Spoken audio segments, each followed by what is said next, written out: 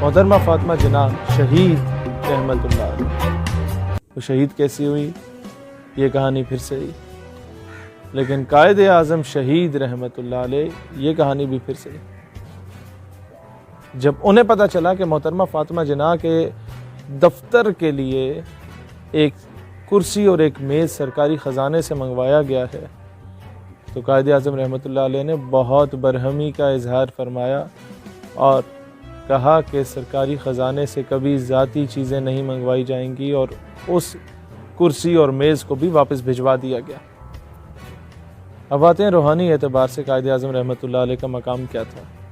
علامہ شبیر احمد عثمانی رحمت اللہ علیہ جو قائد اعظم کے بہت بڑے مخالف تھے، انہوں نے ہی قائد اعظم کی نماز جنازہ پڑھائی۔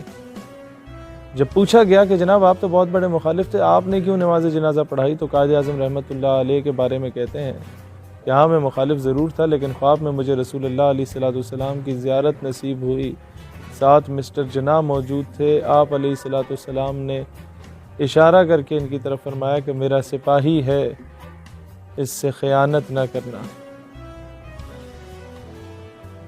خان آف کلات رحمت اللہ علیہ جن کے پاس قائد اعظم کئی مرتبہ گئے کہ آپ پاکستان کی حمایت کریں، وہ تیار نہیں تھے، لیکن اللہ کے فیصلے ہوتے ہیں۔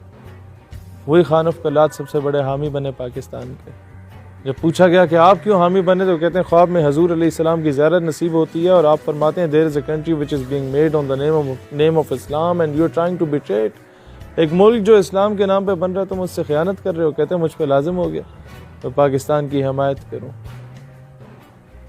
لیکن قائد اعظم رحمت اللہ علیہ کی جہاں تک بات ہے، تو ہم آج 25 دسمبر کو یہی کہہ سکتے ہیں کہ قائد ہم شرمندہ ہیں۔ جس نظریے پہ آپ نے ملک حاصل کیا تھا، وہاں انگریزوں کے کتے نہلانے والے اور ان کی اولادیں قابض رہیں۔